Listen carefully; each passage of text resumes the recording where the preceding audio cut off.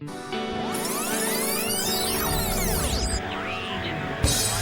podcast listener, even if you are alone in your entrepreneurial pursuit, know that today, right now in your earbuds, you are joined by thousands of entrepreneurs all around the globe seeking to do the same thing you are. If you want to know more about this program or this podcast, or want to get barraged by a lot of annoying pop-ups, check out our website, lifestylebusinesspodcast.com.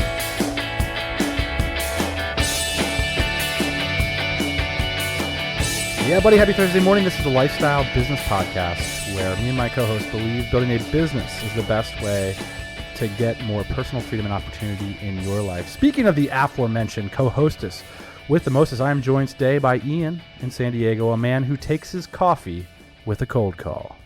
Oh, it's a lie, good sir. I do not drink coffee. We're our fact checkers on this show. If you guys stick around to the end of the episode, Ian and I are going to share with you some insights into the imagination economy and 8 other predictions for 2013. But first, let's talk some news. Ian, we got an iTunes review saying this podcast provides just as much value as the LBP. Confused? Yeah, what podcasts are they talking about? We're talking about Tropical Talk Radio. That gets published every Friday afternoon. Also, a 5-star podcast, it turns out. All right, some news. I just got back from a quick trip to the Philippines. Wow, super jealous, man. I was just thinking the other day about the Philippines, actually, and what a good time we had over there. Spent the better part of this year, I guess, in the Philippines, right? For you, I know I spent like 3 or 4 months there. Yeah, met some friends and wanted to time my visa run so that I could spend the holidays here in Bali with you. So, it's one of the kind of the expat realities is timing out those visa runs. So I did a last minute quick visa run. And a part of that is we're going to be working on our virtual tropical MBA university here together over the New Year's break. So I'm really looking forward. I mean, we're basically going to do the old hotbox thing, like 2-3 days, 12-hour days pumping out that virtual online course.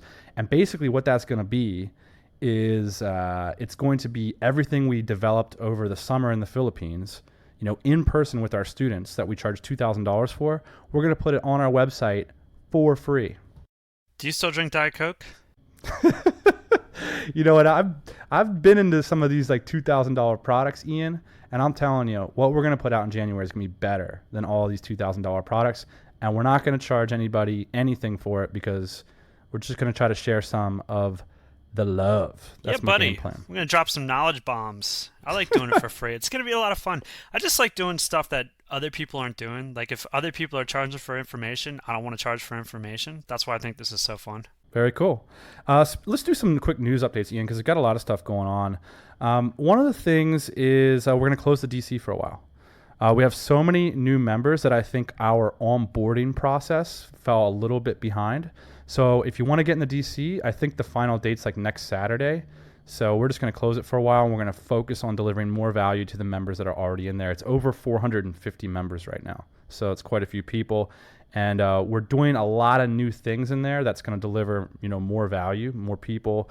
We can invest more money into it. Totally. I just looked at the members page the other day. There's like a little tab, and you can just click on it and see everybody's pretty face. And I did it the other day, and I was like, oh, crap, I haven't met and I don't know some of these people in there. And like back in the early days, it was like the whole page was like, yep, hung out with him, had beers with him, talked to him on the phone. And so I think it's important that we get back to our roots. Cool. And speaking of roots, one of the things I've been passionate about for a long time is writing, Ian. 1,000-day principle. It looks like we're going to be able to ship that by January 1. That's the goal. So we've got a small little group of beta readers pulled together. You're going to be one of them. So Sunday evening's my deadline. So speaking of knowledge bombs, I feel like that's like if you want to be like sort of humiliated by yourself and like stare yourself in the mirror and just be like, man, I am ugly and stupid, write a book. A couple quick DC things. We're thinking about doing a resort meetup in the Philippines in March. We're thinking about renting out a whole resort and just doing a hot weekend. Other thing about DC, if you're into the location independent entrepreneurship scene and you're a European, you hang out in Europe, we're definitely going to do something in either Germany or Czechoslovakia or the Czech Republic in April. Yeah, I just got back from the from DC SoCal, so we had a good meetup here which was one of few meetups that we actually do in the United States. We make it really tough for people that want to go to a meetup to do that in the United States. So had a good meetup here in SoCal. But yeah, definitely looking forward to planning out Euro meetup potentially, and then again Bangkok at the end of the year, and that's going to come up faster than we think. I was just listening to Startups for the Rest of Us, and those guys were talking about their conference and how they think they're going to do it in Las Vegas again. This stuff just keeps coming up so fast. Yeah, no question. We are going to be doing officially in October. We're going to be doing the annual DC Bash in Bangkok, and it's going to be bigger, badder, better. Cool. Are you ready for some meat and potatoes, sir? Oh yeah, I'm starving. This one's called The Imagination Economy and 8 Other Predictions for 2013. I want to give a quick hat tip to DCer Matt Kress, who posted the Kleiner Perkins, Caulfield and Byers their sort of State of the Union address of 2012 and where all the trends are going. This is one of these classic corporate reports to, sort of outline what the numbers are saying. And there's a lot of fascinating stuff in here. So as a backdrop to this podcast, it's worth going to this post. It's episode 132 and checking out this SlideShare presentation as we talk about some of these trends. So you ready to get started with number one? Number one, I want to point us to the original gangster marketer, Seth Godin. And while I was walking around Manila the other day, Ian, I listened to this great episode of him on the Copy Blogger Internet Marketing for Smart People podcast. So we will link over to that. And I think the world that Seth Godin has been laying out across his books over the last decade is we are more solidly in his world than ever before. I mean, this guy is well ahead of his time in what he's talking about. And this is in particular important if you're starting a new aspect to your business, if you're figuring out a new strategic operating plan, or if you're just getting started. I think doubling down on some of the predictions that Seth Godin is making is really critical. Well, here's basically what he's saying. He's saying, look, manufacturing is easy. Getting shelf space is easy. Back when we started manufacturing, Ian, you used to have to send faxes to China. And now you can, go back of the napkin style or do a Google SketchUp and send it over to Matt Kowalik, and the guy's going to give you a price in a couple days. Yeah, it was also like nobody else. It was really hard to talk to other people that were manufacturing too, because nobody was sharing the information. Exactly. It was like this big opaque world. Now, you get in a Dynamite Circle and there's a bunch of people, oh yeah, I make, skysig.uk, or oh yeah, I'm a professional sourcing guy, or oh yeah. I mean, we're all, able to interconnect with each other now. The other thing that's easy is shelf space, Ian. Anybody can put up an e-commerce store, put your product out on Google product feeds, put your product up on Amazon. I was just talking to Tommy Schultz, who's doing a new jewelry store. In the last 2 days made 4 or 5 sales of a brand new piece of jewelry from Amazon and Etsy, and he's bringing people into his mailing list through these Pinterest and stuff like this. And it's like, shelf space is easy. So all of these things that used to be difficult for us to get, now are in abundance. So what is the one thing? And that is attention. Attention is all that counts. And so the question that's begged here is, when do you start marketing your products? And the answer is right now, because the most important thing that you need to determine is what's going to get people's attention, what's going to earn people's time for them to look at what you're doing. Yeah, it's a good point. I was just having an internal conversation with our boy Alistair today about some new product that we got coming out. And it's not going to be here for 3 or 4 months. It's coming from China. And so we were having a debate back and forth about when should we start telling our customers about this product, yada, yada, yada. And I said, like, tomorrow, today, right now, because you have to engage them, because your customers are the reason you're producing these products, right? That sounds pretty obvious. But really, they're the people that we need to get feedback from. We need to start a conversation now about what's going on. We are not Nike. We can't just drop the new Air Jordans and have them sell out. We just don't have that kind of pull as niche marketers in these smaller markets. Yeah, and when you can think about this if you're an information marketer as well. A lot of people take this attitude, Ian, where it's like, hey, I created this blog post. Now, how can I shove it down people's throats? And it's one thing to put up all your stuff. You obviously want to share your goods, but you also want to listen. If people aren't,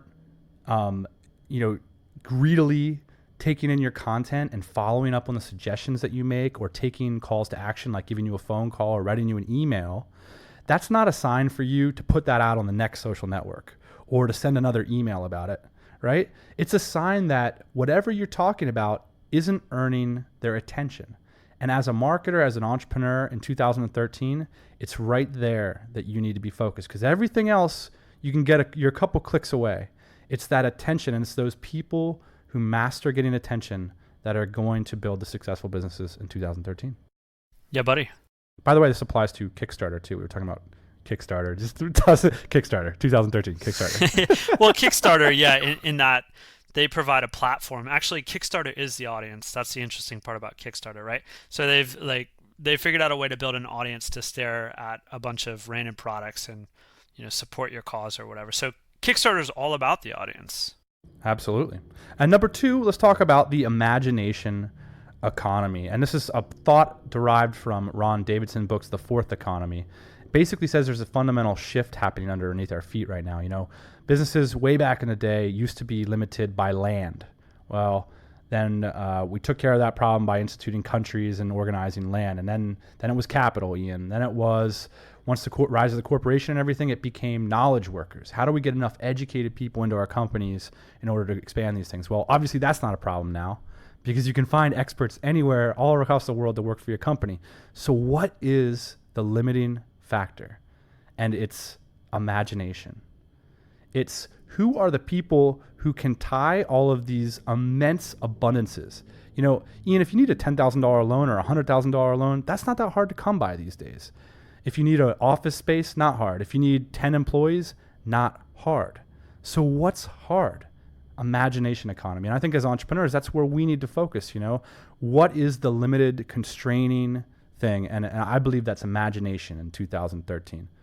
Hey, and if you tie that together with imagining how to get an audience built, that would be pretty good. So 1 + 2 equals point number 3. We believe 2013 will see the rise of niche, productized managed services, community, and software products. Yes, down with the PR firm, down with the web design firm, down with the SEO firm or the general business marketing consultant. What's going to happen in 2013 is that people are going to have greater transparencies. They're going to be able to see precisely, the products and services that you're offering, and they're going to want to buy them off the shelf from you. I think a lot of this has to do with this attention issue, Ian, because look, if back maybe in 2005, you could be a marketing consultant and tell me all this cool stuff I need to do, and then I go implement it in my business, right? Well, in 2012, I just want to buy it off the shelf from you because I don't have the time and attention. All I need to do is be educated on why that off-the-shelf solution. I need an autoresponder, right? So I don't want a course that teaches me how to do autoresponders. I want to buy an autoresponder off the shelf and plug that modular element right into my business. Yeah, buddy. And this has to do with just the way that information flows these days too. And I think like we just talked about, information flows a lot differently these days, and it's so easy to get access to the information. It's like, why would I hire a PR firm when I know what I need is press releases, I need some SEO, I need some videos? Exactly. That's the whole thing. We're not short of knowledge. We're short of the imagination, which is how does one apply that in one's business? This is why James Schramko, we know we have these mini little love affairs of different entrepreneurs along the way. We're talking a lot with James, and part of the reason that James's business is so successful is that he does all the imaginating for you, right? Because he's like, look, this works. It works for me. You don't need to think about it too much. All you need to do is buy the solution off the shelf from me. And so if you're a web design firm and you don't have a buy now button on your site, you are crazy in 2013.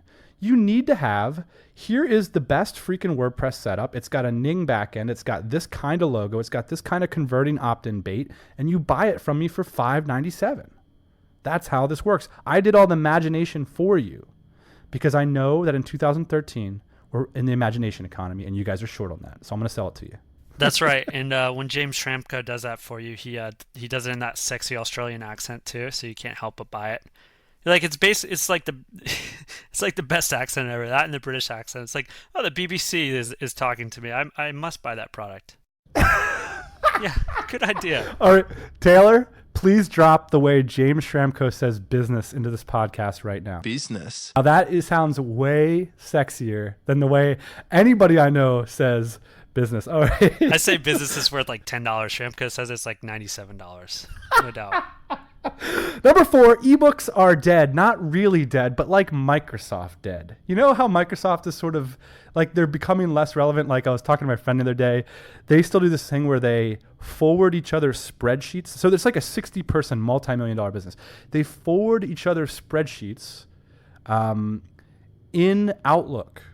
And then they categorize their emails in folders. And it's really like watching banks move money around in donkey carts. It's like, come on, guys. You know, this is such an outdated way to do things. And I think, you know, Ian, I do have this prejudice, like we were saying, selling information is getting more difficult, especially training information, because of this very issue of attention. What we want to purchase in 2013 is not things that are going to take our time and attention, but things that are going to show us a way forward. And this is a little bit of the distinction we were talking about with podcasting and building communities versus making informative blog posts.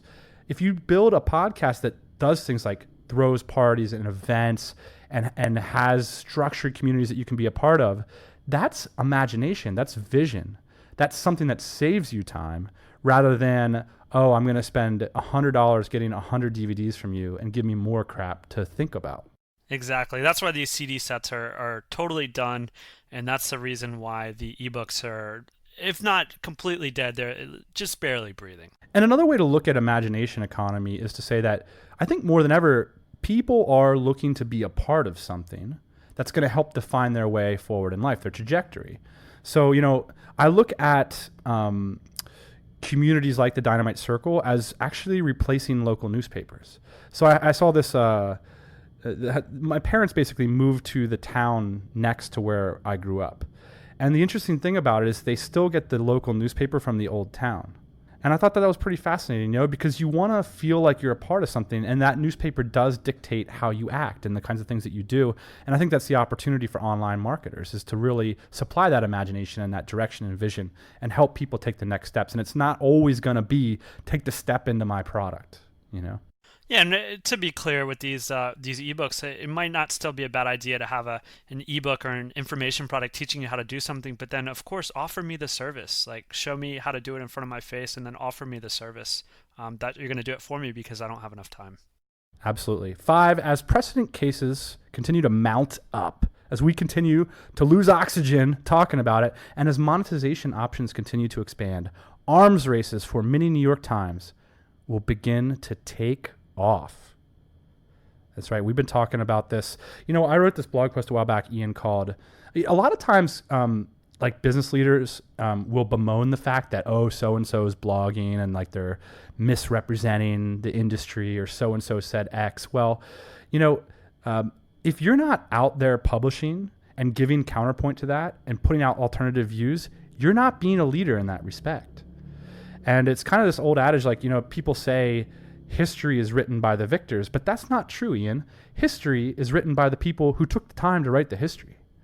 And if you're not stepping up and being that market leader in terms of a publisher, then you deserve your fate. You deserve, you know, for all these other people to speak for you, because you're not stepping up and saying that that's important to your business and to your future to be a part of that conversation. Yeah, totally. The other day I tweeted an example of the mini New York Times site. Did you see that? Yeah, I saw it. It was great. I retweeted it, I think. Yeah, maybe Taylor can dig that up and put it in the show notes. But that was a really good example of somebody taking an authority approach, and it was in a niche, of course, that you wouldn't expect. It was like I think it was the auto service industry. So they were talking about all kinds of things and tools and tips and tricks of being in the auto service industry, and it was a mini New York Times for that niche, and it was really cool to see that in action. We've been talking about this for the last couple of weeks. That was probably the best example that I've come across. Number 6, Ian, tropical workforce. Was it before its time? I get a lot of emails about tropical workforce. For those of you guys that have been around with us for a while, Ian and I had a failed project. And there was a lot of successes that came of it. In fact, we were just talking about Simon Payne, who works with Clay Collins, and they've got this amazing suite of products out under the brand name of Lead Bright. And I think they found each other through tropical workforce, and a lot of our friends have got jobs. I was just hanging out with Ben down in Puerto Galera, who's living the dream right now because of tropical workforce. So, I mean, we did have some successes, but we had a hard time turning it into a business. But I think the key thing here is that this concept, the 4-hour work week generation, people who don't want to, work in cubicles, who, it's not about, for them, it's about personal freedom, for doing work that's meaningful and not just putting in time at a desk, for having results-oriented jobs, for being able to work for organizations that, allow them to move real projects forward. But maybe, for a lot of us, even more importantly, to be able to see the world a little bit, to be able to travel a little bit, and to not freaking have heart palpitations every time you got to make a dentist appointment.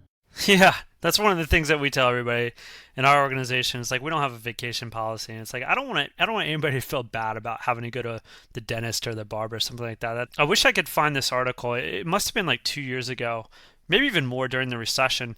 And I think this is a prediction that I'm making too for 2013, is like, people will care less about their income and more about the things that they're doing and the time that they're spending with their friends and their families. And essentially, this lady, she was making $100,000 and her job got cut for whatever reason. She had to find another job. But at that $100,000 job, she was working something ridiculous, like 80 hours a week. But anyway, she found another job, and it paid about $50,000 a year, and she only had to work 35 hours a week. And she was like, you know what? This is awesome. She's like, I didn't realize what I was missing out on trying to chase that income. And I think that's true with these tropical workforce type people too. It's like, yeah, you're missing out on $100,000 a year the first couple of years. You're making $1,500, $2,000 a month, but you're getting to travel the world. Yeah, and I think the wheels are getting greased for this kind of thing, and people are seeing it, and people are meeting these people and realizing that they're people just like you, people that want the same things you do, really smart, motivated people. Back when I was making $100,000 a year, Ian, Brennan Tully just put up a job in the Dynamite Circle, and I think he got blown out of the water by applications. And part of it is he's got a great reputation, right? Everybody wants to work for Brennan. But if a guy like Brennan would have came to me, and I'm talking to the audience out here, the podcast listener, I want to get right into your eardrum about this thing. When I was making $100,000 a year, if someone would have came up to me and said, hey, buddy, if you work for me as my right-hand man, I'll pay you $25,000 a year, but you get to be my right-hand man, and I don't care where and when you work. Boom. I would have dropped right the way back out of that desk. And I bet a lot of other people are just like me. That's right. And if you look down the line, and this does happen, eventually you make $100,000 or whatever your target is, the same amount that you would make in a job. And then you play a little game called The World's Most Interesting Man or Woman. And I'll tell you who's going to win that. Hey, speaking of which, as a correlate to this, Ian, I've been really getting into Sam Carpenter's book, Work the System. And this whole remote employee thing really forces your hand with processes. And we're going to continue to talk a lot more about process-oriented strategies. But as a LBP primer, I recommend that you go out and get yourself Work the System. All right. Number 7 point, Ian, we are moving from an asset-heavy economy to an asset-light economy. I just want to mention this because it was in the Kleiner-Perkins report, and I mean, it was like a bold-faced rewrite of everything the lifestyle design community has been talking about for the last 4 years, except in a corporate report. So it's worth it just for the comedy of it. But I also like the way that they restated it. Basically what they're talking about with asset-light versus asset-heavy is they're saying that people don't need stuff anymore. Like, stuff is becoming less important. I thought this was the most interesting part of that report because it really relates to you and me, right? And I'm looking right down at my wallet right now, and I've got a Car2Go card, and that's basically it's a car sharing service like Uber Car or whatever it's called in San Francisco. And in San Diego, there's like 200 of these little cars, and I just stick my card in there, I get in it, and I drive away. And it costs me $80, $100 a month at the most. That's what it costs you to rent your scooter, right? So in the United States, I have a fully functional car that I can drive around pretty much anywhere that I need to go, and it only costs me $80 a month. And so now I no longer have the overhead of owning a vehicle, which is pretty cool. And that's also asset heavy versus asset light. Yeah, and this is a historical trend. I mean, back in the day, Ian, you used to literally put a river around your stuff. Like, that was the strategy back in the day. It was a river and you know what I mean? And then it became the estate, and then it became this, and now it becomes. I was in the mall the other day, and I was thinking, man, I could buy almost anything in this mall. And I was walking around, looking around and stuff. And I was like, there's nothing I want to buy in this mall. I can't think of anything that would make my life better because I got the best computer and I got the best phone and I've got a pair of cutoff jean shorts. You know? Oh, I can't wait to see this. Number 8, the U.S. is the number 10 country in the world in regards to its national debt. We are in the top 10 with some such other notables as some other financial superstars as Ireland and Greece. Also, it's come out quite clearly that both the FBI and the NSA monitor all of our emails.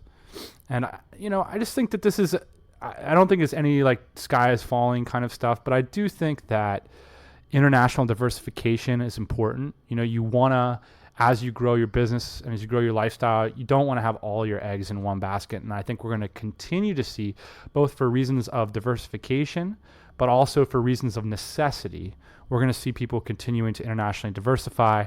And it's just an absolute massive flattening of the world and a massive growth market. And on top of that, man, Cebu Pacific, you look at one company like Cebu Pacific, how it's changing. They're it's very similar to AirAsia. AirAsia is based in Malaysia, Cebu Pacific based in Manila. And this is a company that's opening up the Philippines to the world. It's opening up the Philippines to Filipinos. And they're doing direct flights from Bali to Manila. I'm super pumped. $20 promo fare. And I was thinking about I was in Changi Airport the other day. Every time I go to Singapore, I'm super pumped to hang out in the airport. And I was just thinking, like, the experience from flying in Asia, because when you fly 2 different budget airlines, you can't coordinate your layovers. So you have to, manually coordinate it. They won't make sure that you get on the next plane kind of thing. It's not really important. I was thinking I never have missed a connection because flights aren't late in Asia. And there's not big lines in Asia. And Singapore airport kicks ass. Totally. All right, so maybe that's something of a trend for 2013 anyway. Hey, let's get moving on to just the tips. Sorry, you about ready to hand in those beats or what? Oh, right. So I got a good tip for you. So my buddy, he has one of these things. I don't know how to pronounce this. It's EIIO, E-I-I-O. I'm not sure if that's how it works. Anyways, it's a little amplifier, and it's about the size of a matchbox. And so he's got a pair of headphones. I can't remember. How do you say that brand? It starts with an S. I think it's Sennheiser. Sennheiser. He's got a set of Sennheisers. They're like $150. And they sound really good, but they don't have the drive that the Beats do. The Beats are like really bass heavy and they're really treble heavy, and they sound great. And part of the reason is because they have a built-in amplifier in them. They don't have that built-in amplifier, but for $20 you can buy this E6, I think is the one that he has, and it amplifies his headphones. So it essentially does what the Beats do, minus the noise canceling. And I got to tell you, man, for $20, it sounds amazing. I mean, the quality is basically on par with the Beats. So if you're looking for a good way to step up the, how your headphones sound, have them be on par with something like the Beats. For $20, you can buy these little amplifiers. And so, little trick. Very cool. That's Sennheiser. I think it's Sennheiser. Yeah, and I guess the final thought on that is like the amplifier in your laptop, they're pretty weak sauce. And so, yeah, if you can get one of these things for $20, I actually plopped down on the E7, which was $60. I'm going to see how that works out. But yeah, super pumped. I use them with my earbuds too. By the way, that's the same reason that you shouldn't use, direct audio inputs into your audio card for recording audio. You should use the USB. And it's the same reason when you get a new head unit for your old car, the speakers instantly sound better. I'm showing my age, aren't I? Yeah, totally. Who cares about head units anymore? I got a sweet new Alpine head unit, dude. Yeah, I asked somebody the other day, I go, I'm thinking about getting a receiver for my dad's birthday, and they're like, oh, I don't even think they make those anymore. Like, nobody listens to the radio. I was like, oh.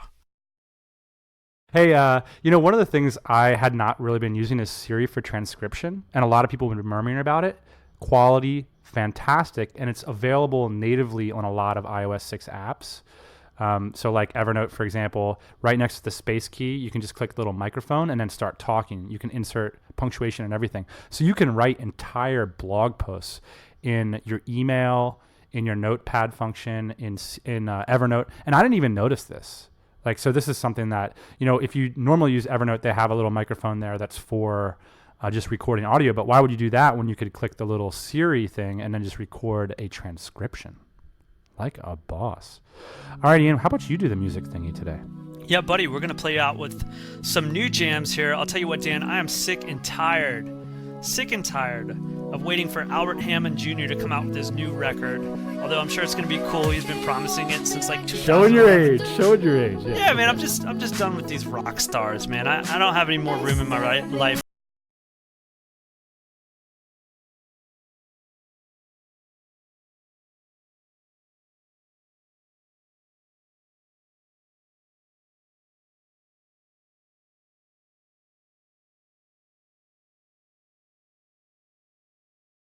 Listening, don't be shy. We've got a mailing list, lifestylebusinesspodcast.com. Go there, get yourself signed up, and we'll keep you up to date on everything.